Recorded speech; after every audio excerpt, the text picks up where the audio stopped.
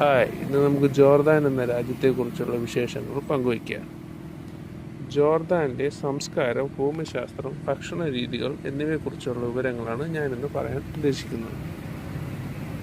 ജോർദാനിലെ ഭൂമിശാസ്ത്രം. Jordan പശ്ചിമേഷ്യയിൽ സ്ഥിതി ചെയ്യുന്ന ഒരു രാജ്യമാണ്. വൈവിധ്യമാർന്ന ഭൂപ്രകൃതിയാണ് ഇവിടെയുള്ളത്.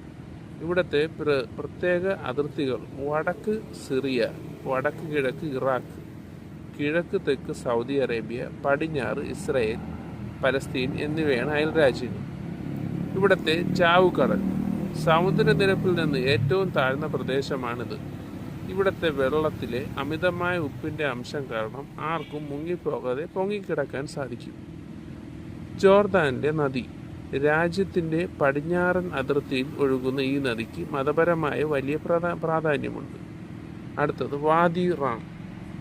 ചന്ദ്രൻ്റെ താഴ്വര എന്നറിയപ്പെടുന്ന ഈ പ്രദേശം ചുവന്ന മണൽക്കുന്നുകളാൽ സമ്പന്നമായ മനോഹരമായ ഒരു മരുഭൂമിയാണ്. പല ഹോളിവുഡ് സിനിമകളും ഇവിടെ ചിത്രീകരിച്ചിട്ടുണ്ട്. അടുത്തത് നമുക്ക് സംസ്കാരത്തെക്കുറിച്ച് പറയാം. അറബ് പാരമ്പര്യവും ആധുനികതയും ഒത്തുചേരുന്നതാണ് ജോർദാൻ്റെ സംസ്കാരം.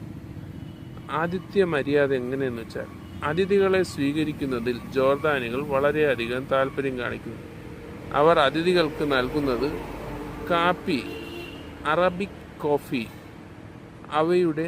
അവരുടെ ആദരവിൻ്റെ അടയാളമാണ്. അടുത്ത് ലോകത്തിലെ പ്രശസ്തമായ സ്ഥലമാണ് പെട്ര. ലോകത്തിലെ 7 അത്ഭുതങ്ങളിൽ ഒന്നാണ് പെട്ര. അത് ജോർദാനിലാണ്. പാറകളിൽ കൊത്തിയെടുത്ത ഈ പുരാതന നഗരം ജോർദാൻ്റെ സംസ്കാരം അടയാളങ്ങളാണ്. ഇനി അവിടുത്തെ വേഷവിവാദം. പുരുഷന്മാർ പരമ്പരാഗതമായി കുഫിയ എന്ന് വെച്ചാൽ ചുവപ്പും വെള്ളയും കലർന്ന തലപ്പാവാണ്. ഇനി അവിടുത്തെ ഭക്ഷണ രീതികൾ. രുചികരമായ അറേബ്യൻ വിഭവങ്ങൾക്ക് പേരുകേട്ട സ്ഥലമാണ് ജോർദാൻ. ആദ്യമായി മൻസാഫ്. ഇതാണ് ജോർദാൻ്റെ ദേശീയ വിഭവം. ആട്ടിറച്ചി തൈര് ചേർത്ത ഗ്രേവിയിൽ വേവിച്ച് ചോറിനും റൊട്ടിക്കുമൊപ്പം വിളമ്പുന്ന ആഘോഷങ്ങളും കല്യാണങ്ങളും ഇത് പ്രധാനമാണ്.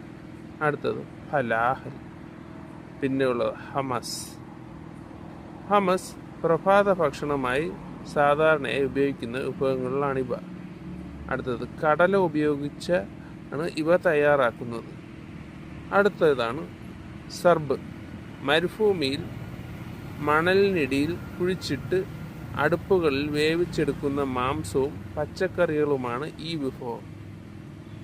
ഇത് ബെഡൂയിയൻസ് വംശജരുടെ പ്രത്യേക വിഭവമാണ്.